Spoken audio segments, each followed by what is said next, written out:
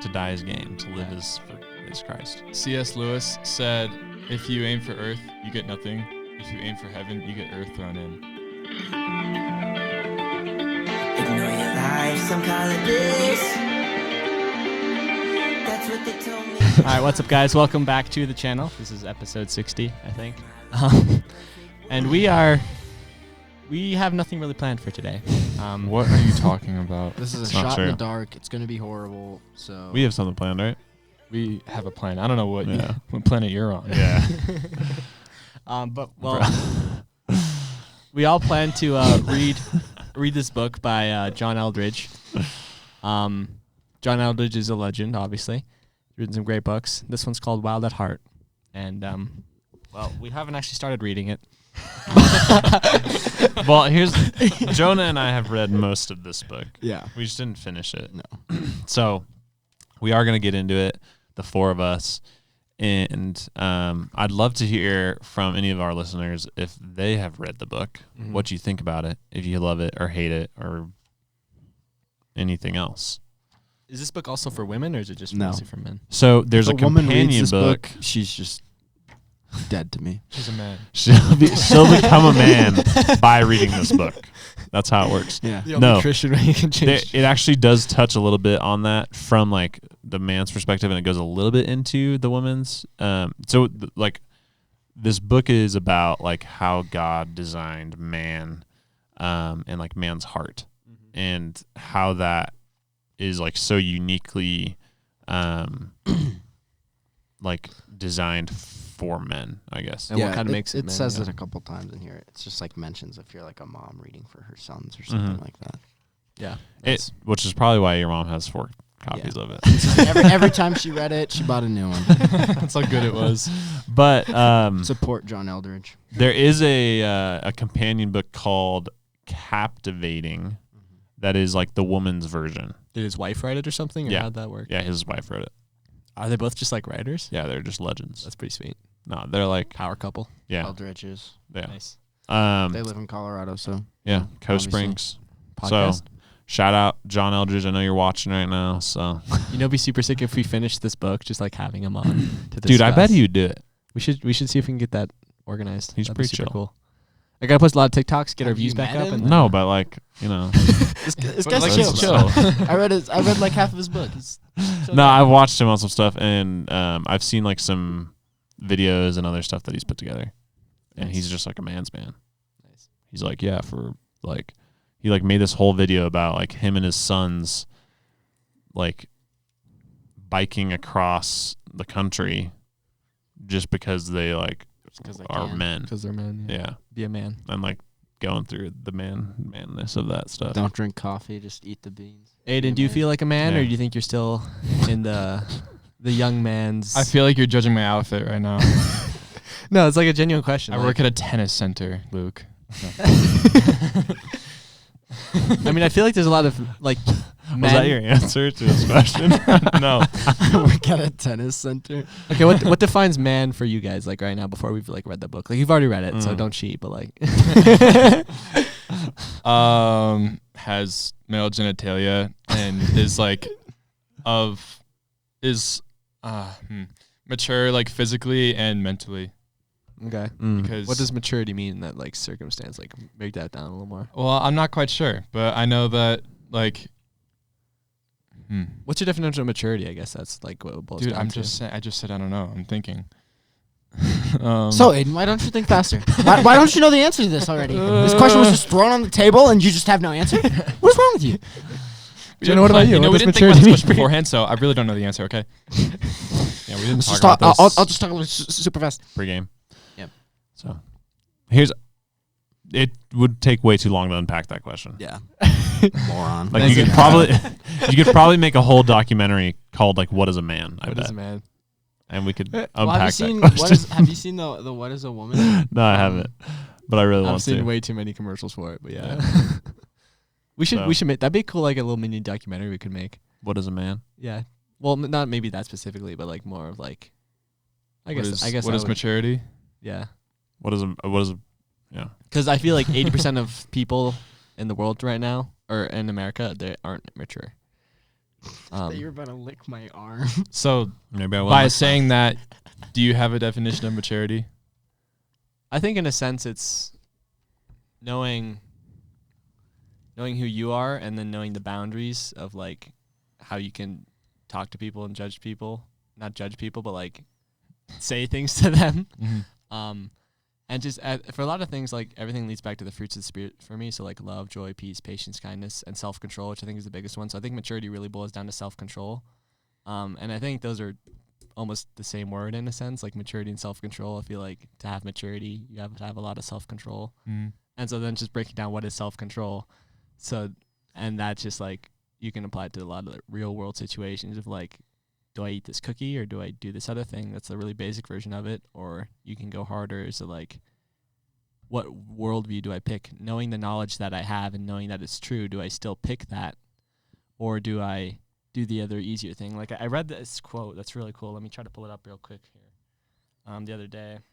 Well, while you're doing that, I would love to hear also from our readers. So quotes wrong. this book talks about like true, and this is gonna be like, you might, for those who are snowflakes, please plug your ears, but true masculinity, and how God designed that. So I would love to hear if you guys think, and Luke, just because this alludes to your question a little bit too, if you think, like, what do you think about our world's view of masculinity and like how men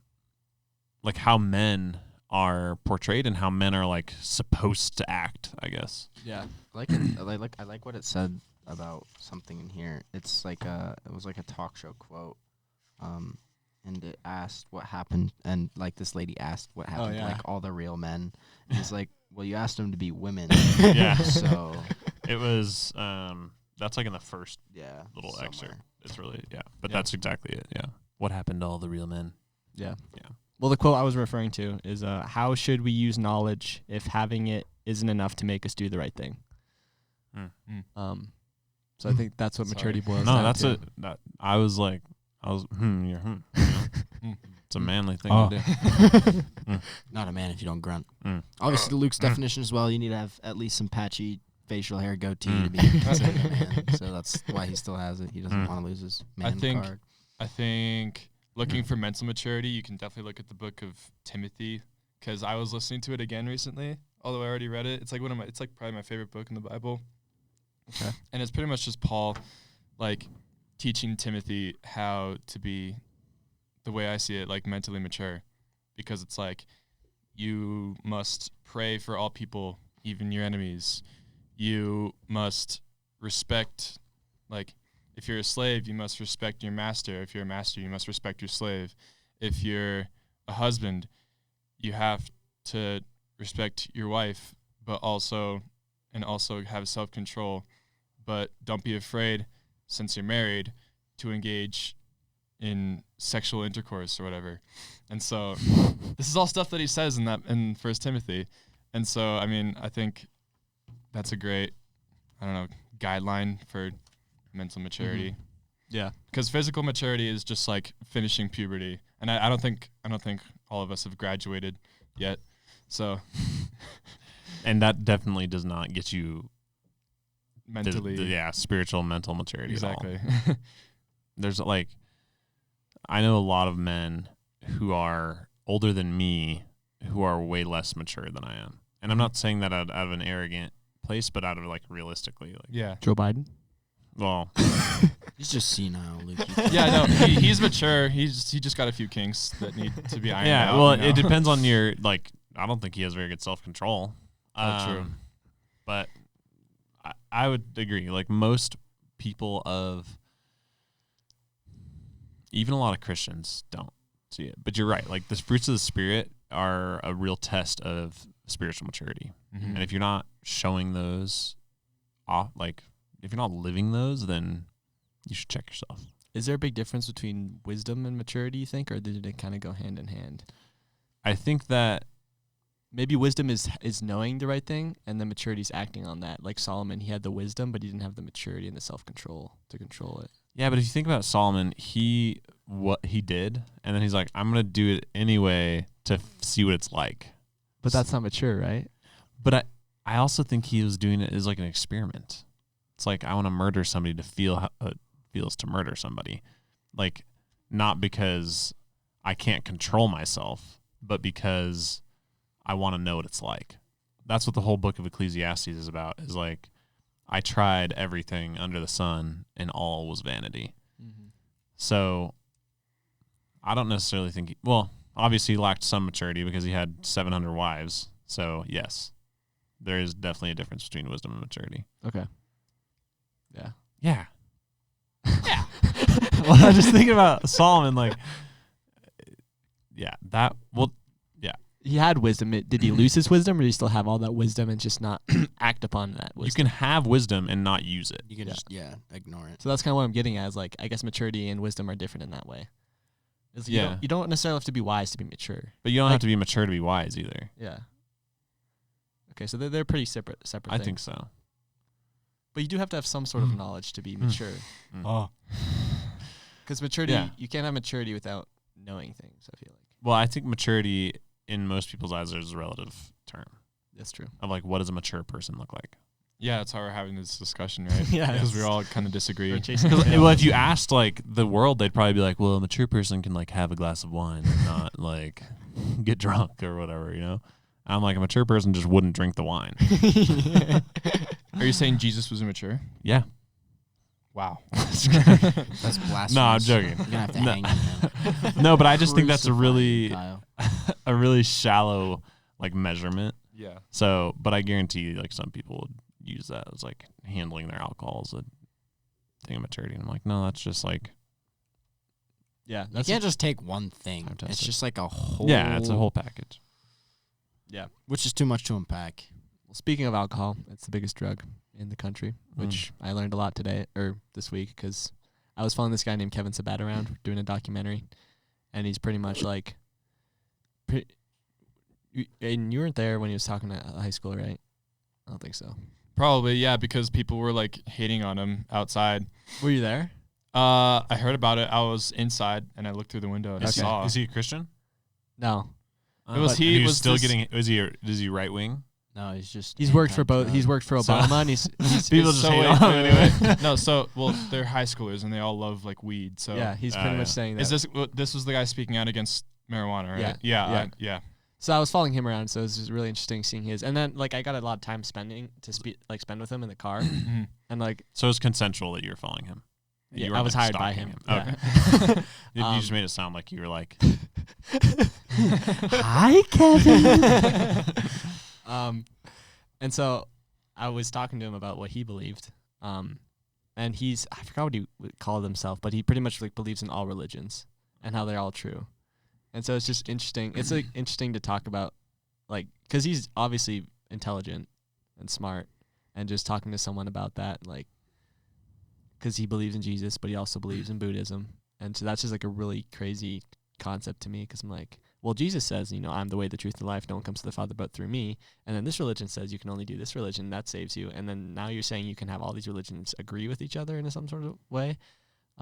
And so he was kind of saying, like, there was different times for each religion, and every time in history needed a different religion to make sense. so whose religion is now? I know. I'm like, Atheism and science. Now, science is the new religion. yeah.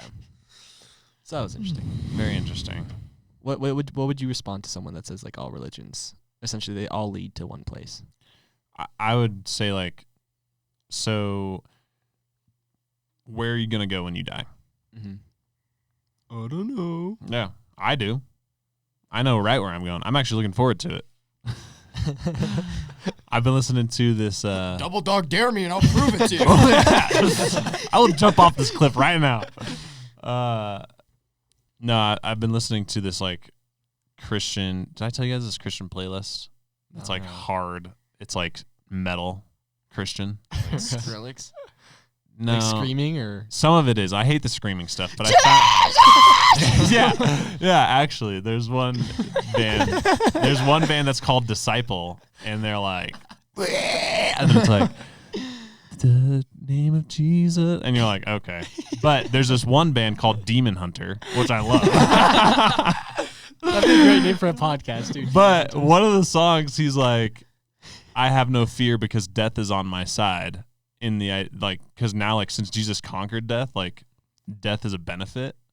Mhm. And I was like, I love that. So anyway, No, I love when Paul was like, death is gain and to live is to live for Christ, Yeah. essentially. Like, to die is gain, to live Yeah. is Christ. C.S. Lewis said, if you aim for earth, you get nothing. If you aim for heaven, you get earth thrown in.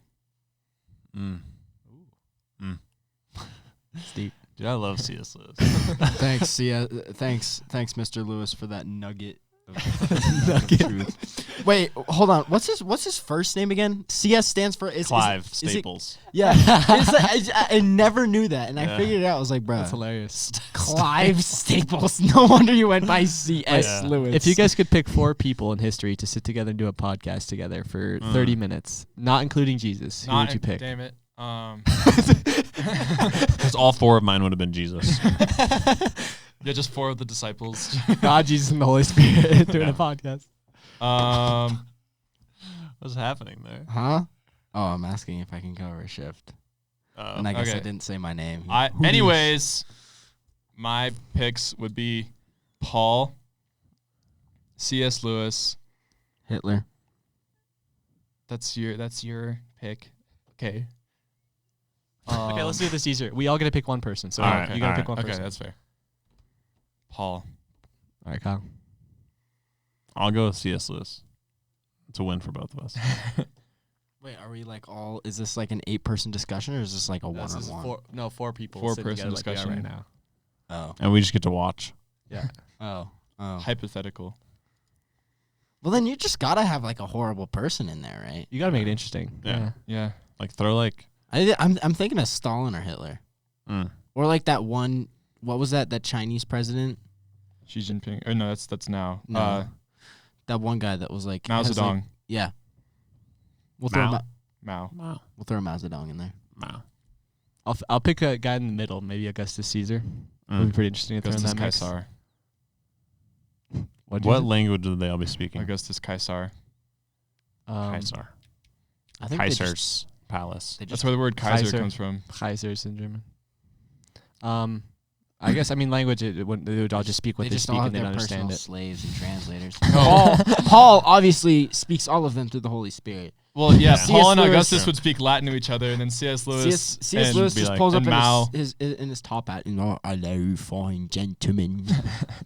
No, actually, I'd pick some sort of just like random dude from like an African tribe. Just sit there and like try to. Because he'd be able to understand them, but like also not at all. Why would you do that to the poor guy? Some He's just random bruh. brain.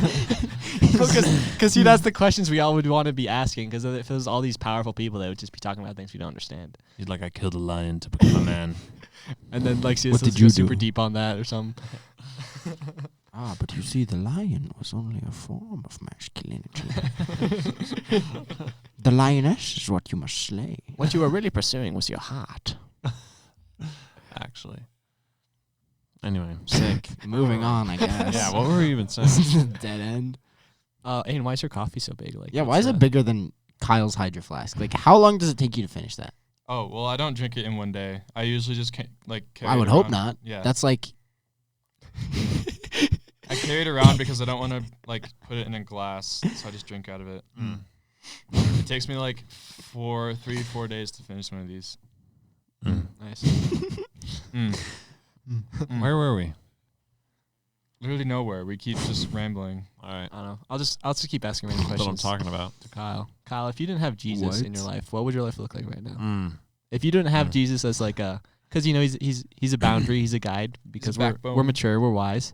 But let's say Jesus didn't exist, how would your life look like? You think? I'd probably be a jerk to everybody, and I wouldn't be married to my awesome wife, so I'd be single and alone. we're divorce number 4 or something. Yeah, Like that. probably. I probably would have like gotten some girl. What's pregnant the or point of something. getting married if Jesus isn't real? Like, I ask myself, like, why do people get married? Why are you like attaching yourself to one? I guess like you can still have love without having to believe. I don't in think Jesus. you can have real love without it. Exactly, but yeah, it's like they try to counterfeit it, I guess, or like, Yeah, 'Cause because it's all based off emotion. yeah. So you feel emotionally drawn towards somebody, and then you're like, oh, emotionally so emotionally attracted to you that I want to be with you all the time. And then that's why we have such a high divorce rate, is because, well, after a few years, now I'm not as emotionally attracted to you. Now, that's mainly because our society doesn't encourage people to actually dig in deeper with their spouse and get to know them on a more intimate level. So they're like, if you're spending 8 hours away from each other every day, the people that if you're not intentionally spending time with your spouse, it'd be very easy to get drawn away from your spouse and be closer to somebody else. Yeah. So then you're like, oh, I'm emotionally attracted to some girl that I see at work, or some girl that I work with at work, or like some girl. How close can you get to someone? Like, are you and Andrew still figuring things about each other? I love how we just ask Kyle about his marriage life every time he's on the podcast. Is there like a point where you get to where you're like, oh, I could discuss this problem, but like you already like know, like I already know what you're gonna say, and like I don't know. Is there a dead end? No, because they're still a different person. So at the end of the day, it's like you can't, like, as close as you get to that person. You don't run out of conversational topics ever? Well, and people change and get new ideas. The closer you get to somebody, because then it's like, when you agree with somebody on something, and I'll be honest, like Andrea and I agree on mostly everything, but there are certain things that we disagree on, and it's like small nuances. Political things, or yeah, it could be political, it could be even like theological stuff, but it's not like the basic foundation of our faith is identical. So that is something that, like, I don't think anybody in the entire world shares the exact same theology as me. Yeah, I just don't think it's we're possible. all different, Yeah. so. Like, I believe that we all get horns when we go to heaven. No, I'm just kidding. So, anyway, so we have discussions about that stuff, and you experience things like new things every single day. So you always have different stuff to talk about, and your mind is changing all the time. Like, your thoughts, your beliefs will change. And as those change, then you have somebody who, when you're super close to them, it's actually awesome because you can discuss that stuff with them. Like, hey, I'm really thinking like this, is totally different. And, like we talked often about like, do you feel differently about heaven, or do you feel differently about the end times? Like stuff like that we don't know truth about, but it's like, oh, I'm figuring out this stuff about Jesus. I'm figuring out this stuff about God and the Bible that is changing my perspective. Mm-hmm. So what do you think? Yeah. And then you have this person who's completely vulnerable, completely open, and you can completely trust to be able to bounce that stuff back on. And then it's not like, there's no judgment. There's no like, I don't know, you just kind of get to walk hand in hand, which is awesome. So that base you were talking about, right? Mm-hmm. How essential is that, and how big, like how much basic things should you agree on, and what are those things? I think in order to have so faith, life, disclaimer obviously, here. right? Yeah. I think that my marriage is like the best marriage ever. Like, no joke. Like, I honestly believe that. Like, I look at other people's marriages and I'm like, I wish you had what I had, because my marriage is so awesome. But that's because we live on that foundation of faith.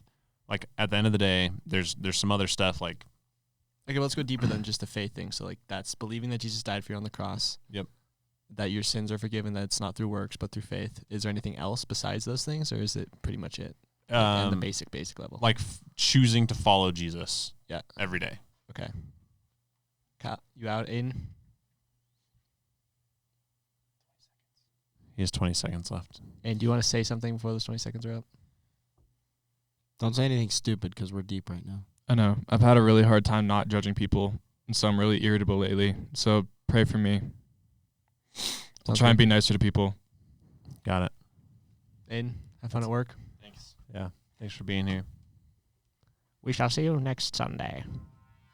Was that the timer? Yeah. That was perfect. Bye, Aiden. All right, Kyle, back to you. All right. Love you. So yeah, that base. So yeah, that basic foundation of like the gospel, like God created us in perfection. We fell out of that communion with God because of sin. Jesus died for our sin and rose again so that we can have a relationship with him. And so believing that, and then also believing that we, one, have a calling to follow Jesus and become more and more like Jesus, and that we should be growing in that relationship with Jesus. And then additionally, like, a purpose for your life. If you don't have, like, because, like, this is where marriage can get super tricky, is if, like, let's say my vision for my life was, like, I want to be, like, a pro cornhole player. Like, I'm just trying to be realistic, because, like, that's probably something I could actually pursue if I wanted to. Yeah. But I'd have to, like, throw away most of my life as it is, right? And if that was my vision, and Andrew had a vision of, like, building a family, and I was like, let's get married. And then I'm like, hey, so I'm off to a cornhole tournament. yeah, we're gonna have to, like, live in a van for just a little while. Like, I'll probably, maybe I'll be pro in, like, a year or two, and then I'll be making some good money off of sponsorships or whatever, like, enough to get by, right? I'm not gonna be, like, making millions of dollars, but maybe, like, 6 figures, whatever. I don't know how much you make as a pro cornhole player, but I knew that was the thing. So if that is gonna be, if we have conflicting vision, and she's like, well, I don't want to live in a van because I want to live in a house so I can have children and raise them. And then I'm like, well, put that on the back burner. For you. Yeah. So having a spiritual vision for your lives, where, like, Andrew and I have a vision of, like, and it's a little bit, it gets a little bit more specific, but we really want to bless people. Like, we want to be able to open up our home to people. We want to be able to give to people. Like, we want to be those people who are like, hey, my prayer request is, like, I really can't afford rent this month. And then, like, they get a envelope on their door with, like, $1,000 cash. Like, we want to be those people. Yeah. And why? Why do you want to be those people? Just because you like that's just a fun way. Like, God has blessed us so much that we want to be able to use what God has given us to bless others. Mm-hmm. And also use that to be like, hey, God has huge, huge plans for you, and he can take care of you in such extraordinary ways. Like, we want to be the hands that do that. Yeah, that's cool. But then, like, and it gets more nuanced because we also have children. So it's like, we want our children to know the truth, and we want them to have a strong foundation. And so your vision is huge, but at the end of the day, it needs to come back to be able to where you guys can come and be like, yeah, we agree that, like, simplify that down to the most concentrated version of it is, like, we want to be used by God. Mm-hmm. So can you agree on those things? That, the gospel is true, that we have a calling to become more like Jesus, and that we have a purpose, a spiritual purpose in our lives. I think that's a huge foundation, because if you have disagreements in any of those places, you will, like, that's where everything else bubbles up out of. Yeah. So it's like, well, for an example, something super small. Hey, I want to stay home tonight. Like, I, had a busy day at work, so I just want to, spend some time in the Word, like, read the Bible. I didn't get to do that today. I'm a total jerk if I don't get to do that. Well, if Andrea has a different vision for her life than I do, she's like, well, I want to go out tonight and, like, go grab some drinks and have fun with friends. And I'm like, that might seem like a super small disagreement, but it bubbles back down to, what's your vision? Mm-hmm. What's your purpose? What's your plan? Yeah. And she goes out to the bar, and then she's mad at you, so she meets a new guy, and then I kill some guy, and I end up in jail. And that's what Kyle will be like without Jesus. Yeah, I probably would be in jail. Nice. I probably would have done some bad things. Gotta stay hydrated. Now that you're hydrated and stuff. Next question. All right. I think soulmates. Made or discovered? I for a second I thought you were talking about maid, like as in the cleaning lady. Bro. Could be. No, this is a deep topic. Well, first we got to discuss, like, soulmate. Is that even a thing? Mm-hmm. Are you that's your soulmate? I believe so. Like, define soulmate meaning, like, God's will for who you should meet in your life, Yeah. essentially. Yeah. Is there, like, your soulmate and then, like, God's soulmate for you? No, I don't think so. I think that, like, if you follow God's plan and his will for you is to get married, like, that person that he, like I believe God has designed somebody that fits so perfectly with you that you couldn't have even thought them up. Like you couldn't even choose them yourself. But now I also think that there's a lot that goes into that. And if you don't follow God's will perfectly, then I don't know. Let me rephrase that. If you're not choosing to serve God with that relationship, like your relationship is not something you serve God with, just your relational activities, then I don't think that, like, I think it's easy to miss the boat there. But I don't want to say like you missed your person and then they're out there sucking like as well, like just hating life, you know. So it's kind of nuanced. I think the only reason I think that is because when you see people who have honored God with their lives and with their relationships, and they're in an awesome marriage, you can see how God like used them both and brought them together. And Andrea and I are a perfect example. Be like me and Andrea.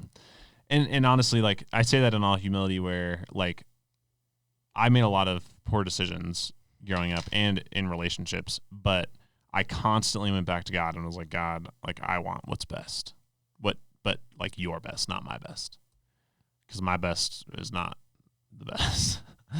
And so I think God led me to Andrea. But if you look at all of the things that had to happen for Andrea and I to meet, it's actually mind-boggling because we lived so far away.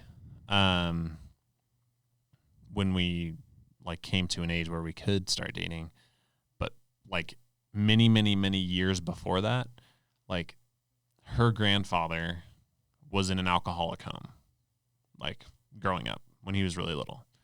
And he hated it because his parents would like fight and like get in physical altercations and stuff like that.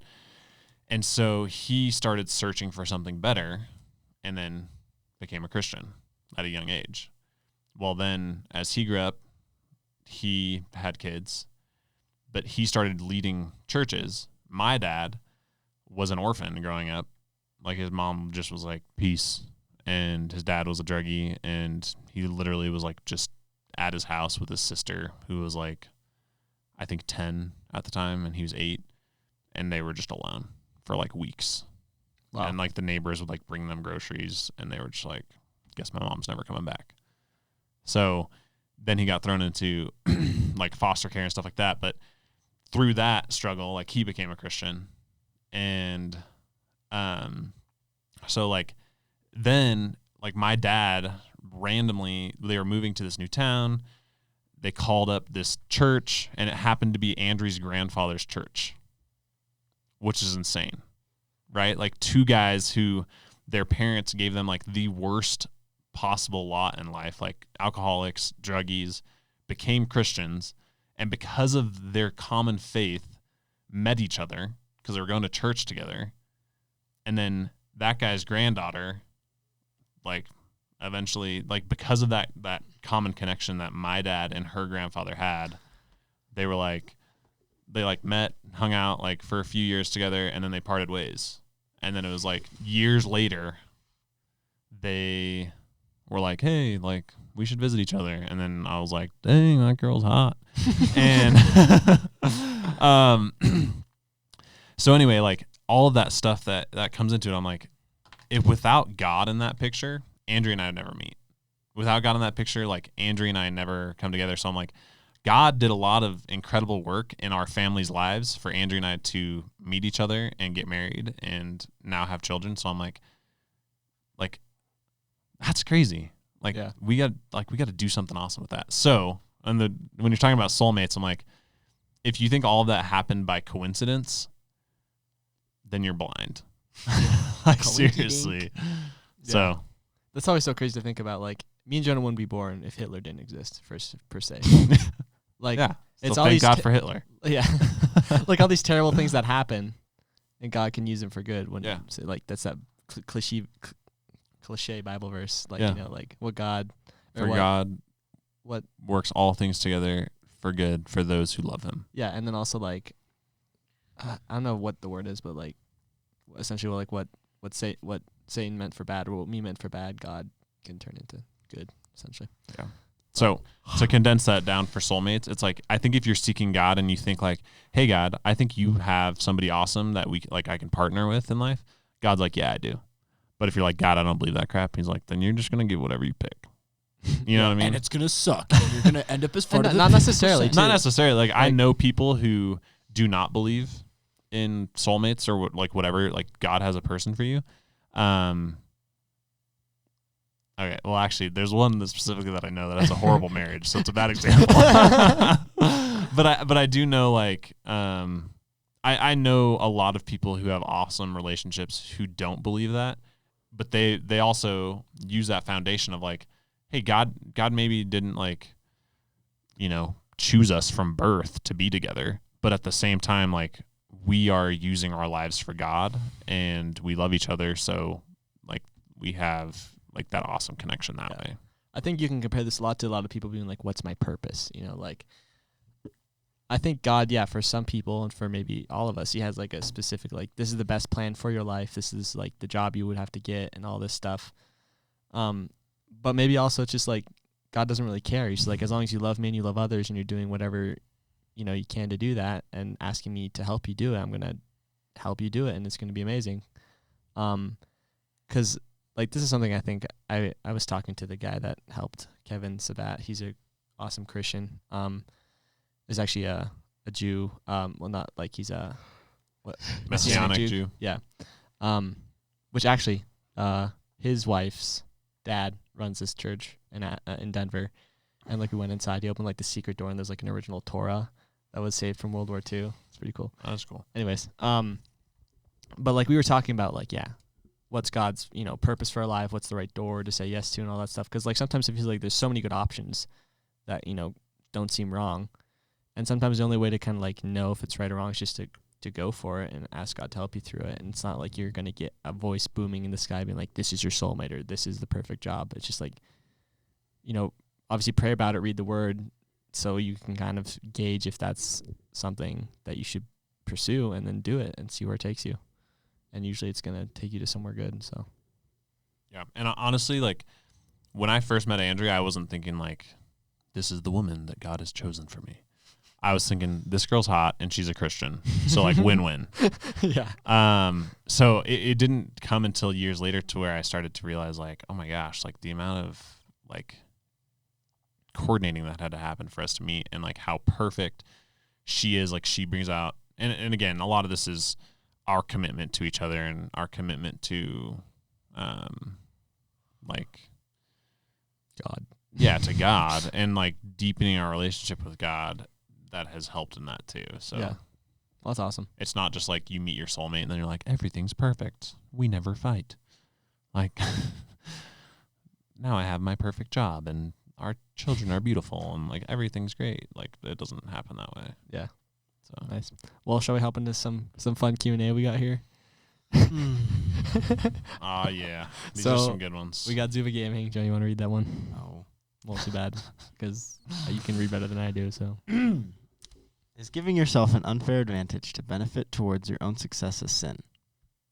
let's just pause Yes. there.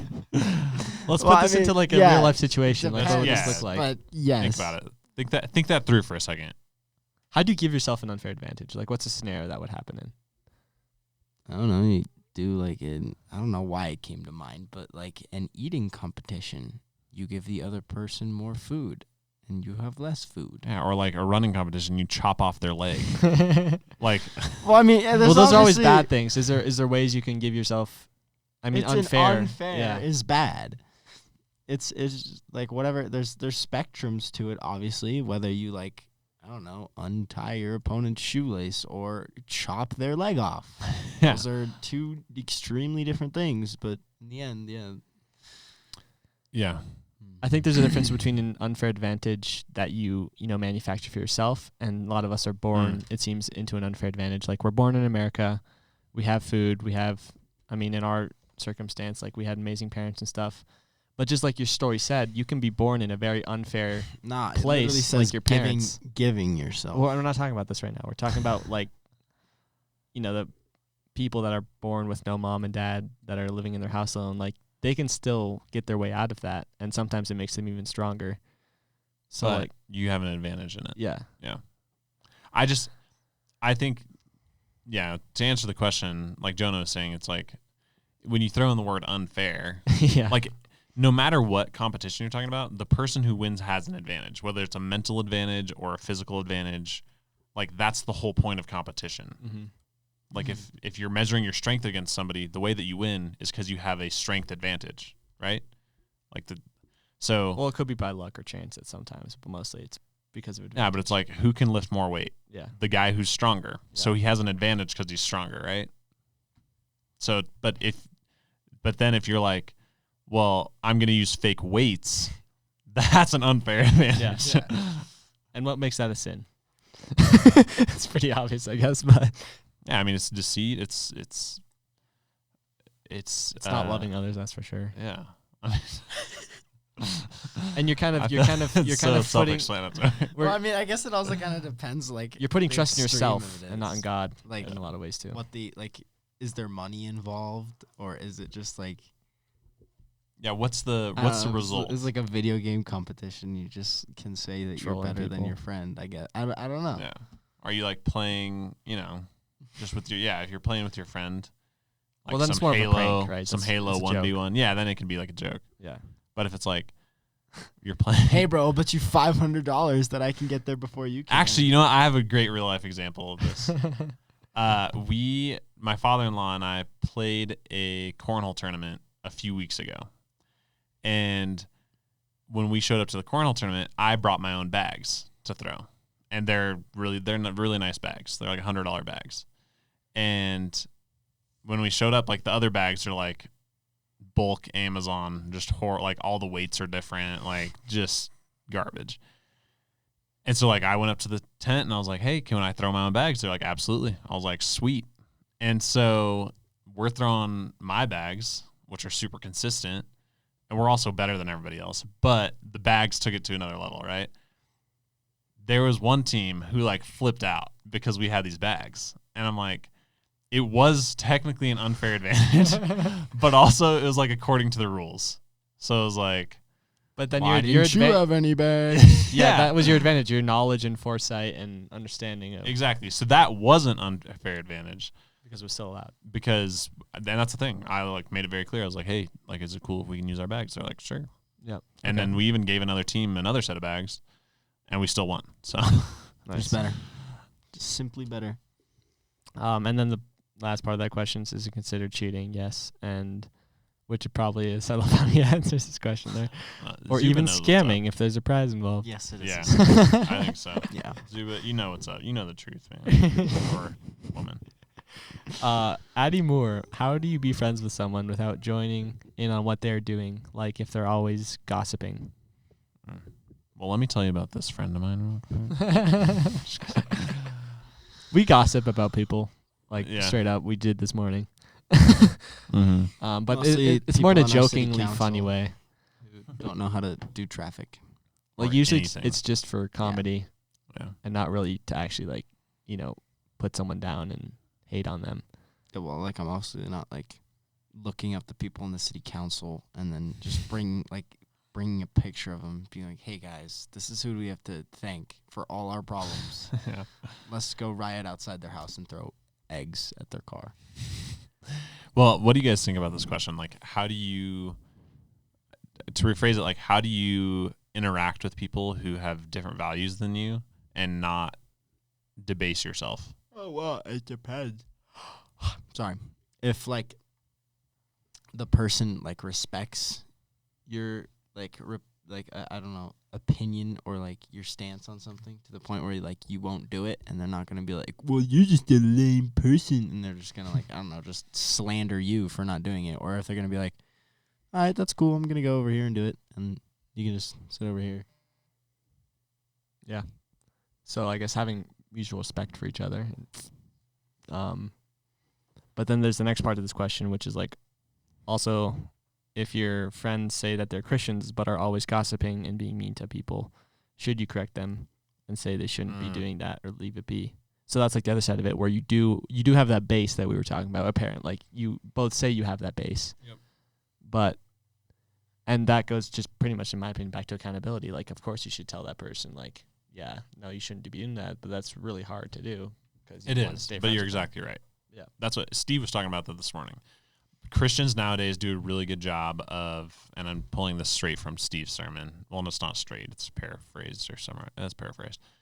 But we do a really good job of judging people who are not part of God's church, not part of the body of Christ, where the Bible specifically says, like, we can't judge them because, we can't hold them to the same standard. But, and then, like, within the body, we don't hold each other accountable. Mm-hmm. So we flipped it completely. Yeah. To where it's like, we're going to judge other people, but we're not going to, like, talk to Christians about their blatant disrespect of their own beliefs. I think it was Paul, but he literally took it to the level where if it's like, okay, if someone does something wrong in the church, you first go to him personally. Like if he did something to you and be like, hey, that wasn't cool. Like, you know, all the forgiveness stuff and all that. If that doesn't work, then bring him to multiple people. If that doesn't work, bring him in front of the whole church. And if that doesn't work, throw him out of the church. And stone him. No. But they throw him out of the church in hopes of, like, you know, he'll learn his lesson in a sense. So, like, it goes to the point where, like, yeah, you hold people accountable to a standard where there's a point where you're like, okay, we can't really be friends right now because we just can't get this figured out, or, like, you're saying something and you're doing something else. So I guess some solutions to that would be obviously give them multiple chances, give them forgiveness, and always have your doors open again for them to come and be your friend, but don't let them just keep slandering you and you keep forgiving them and they don't really learn a lesson from it, I guess. I don't know. Yeah, I think what Jonah said is, like, pretty spot on. Like, if you're with non-Christians, then you just make a statement of, like, hey, I'm not going to do this. Like, just letting you guys know, like, hey, you know, what's her name? Adriana? Addie. Adriana for short. I'm just kidding. So Addie, it's like, if your friends are gossiping and they're not Christians, then you can be like, hey guys, like, change the subject, or like, hey, I'm not gonna, like, talk bad about them. Like, I don't think it's fair. Or compliment the person they're talking about. Like, just like, be the opposite. I really think, like, you know, that the way they kiss that guy in the hallways is cool. Why? I don't know what people gossip about anymore, but it's usually drama like that. So, but then like you said, on the flip side, if it is a Christian, you should call them out and be like, hey guys, we're called to be better than this. So that was an interesting thing you said last week, though. Like, you see how we live our lives, and you're like, I can't really, I guess, you can tell us it's right or wrong, but, like, holding us accountable to that standard in a way, you know, like what I'm talking about is, like, what you're saying, like, what you've learned in, like, this ministry is, like, we're at a different spot than I guess you are. Like, how does that kind of compare? Well, it's not like I'm like, hey guys, like, you should go party. Yeah. Like, it's pretty sweet. I'm like, hey guys, you shouldn't party. Like, this is what the Bible says. And you're like, well, we're going to do it anyway. And then I'm like, well, that's really not good for your spiritual health. but it's also, it's what I realized is, like, within that, I was in the same perspective. And when you look at how Jesus loved people, he wasn't just like, hey, don't do that. And then they're like, well, I did it. And he was like, now you're going to burn. He was like, I still love you. And then they were like, oh, whoa, that's different. That's countercultural. And I love Jesus now.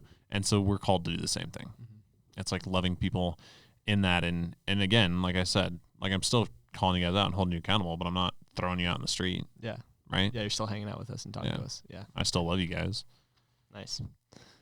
Kendra and James, we probably don't, should we even answer this question? Like, I think this question is, yeah, it's just pretty great. All right. Johnny, you read this one. I'll read it. And we don't, you know, this is what Jamar Kedden said. Hey, what's up, guys? I just want to maybe bleep out who asked that, actually. Like, it's in the comment section. Okay, like, whatever. people can go and look there if they want to. So. Whatever. Just want to ask, what does it mean when you dream that you are gay, but you are not gay in real life? Great question. Here's what I'll say. Don't ask a leftist this question because they will give you a very different answer, like a radical leftist. But I will say that there's a bunch of different stuff that goes on in dreams, and I know that there are a lot of things that I do in dreams that I would never do in real life. And do you think you can control dreams to a certain level? Some dreams, I think feel you like can. you can. I had a dream the other night where I was like erratically gambling, and I was like, "Dude, this better be a dream," because I just put like another 10 grand on black. I had like infinite money, but like at one point I put a house on the line or something. I was like, I hope this Like is my a dream. kids are next. So Yeah, I think there's That's a point where hilarious. you can like Yeah. control part of that. Control, yeah, and sometimes like some dreams you're like more in control of than others. Sometimes you're just along for the like ride. And you're lucid like, what's dreams, happening? you can like pretty much control them the entire time. Which then it's like if you're choosing to do things in those dreams that you wouldn't do. No, that's I gotta back that out. There's definitely times in my dreams where I like wake up and I'm like, I was manipulating that dream, and I would never choose that in real life. So I think that dreams are so spiritual, and we don't give it that like that much Credit, essentially, almost. Yeah, we don't. There's probably a reason credit. that you forget most of your dreams because if They're you probably all remember horrible. most of them, like I don't know. It's Like, just crazy to imagine see how that. they, It's just how like they work. because if all dreams were true, and I've asked people this question because I think it's interesting. Would you rather have all your dreams be true or all your dreams be just dreams? The answer is mostly all my dreams be just dreams because there are some horrible things that go on in dreams. Yeah. I've murdered many people in my dreams. I've been like driving in a car with like Lewis, and he gets like we fall off Independence Paths, and he gets like impaled by a tree and stuff. It's just Yeah. like it's just like I'd rather them all be fake than that one time where I like accidentally win an iPhone 13 and gotta keep it. Yeah. And then wake up and see and it's then not wake there. up and then you pat your bed stand. It's like, where is it? And then you're like, wow, that was horrible. I always But- have these dreams where like I find these old like collections of coins from like before Jesus's time, and they're worth like millions of dollars each. And I'm like, I'm rich. This is awesome. You wake up, you go to your I'm basement. like, you're oh no. For me, it was usually a water gun for some reason. I don't know why. no, for me, it was always like phones or something. But like that water gun.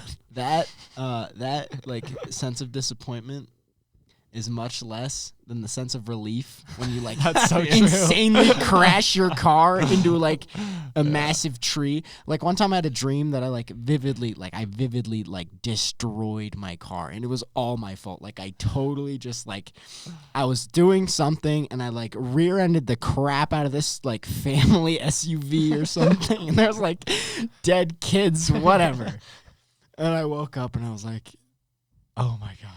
It was a dream. Thank you, Lord. Thank Lord. God. Thank you, Lord. Sometimes I'll like continue my morning for like 5 minutes thinking it was real and like just super stressed out. I'm like, wait, that actually isn't real. Oh, okay. Yeah. Like, That sense of relief that it wasn't true is just so much greater than that small sense of disappointment. yeah, you're right. So I love how we just Kedden, you probably asked this as a joke, but we're gonna take every question we get and answer as seriously as we possibly can. So keep asking silly questions, and you're gonna keep getting mad facts back. So mad facts. But yeah, So I think that mad facts, bro. I think that there's so much spirituality in there that Satan could be attacking you there. It could be underlying things that like thoughts that you've had. So it's what I actually actively like to this day pray for my dreams.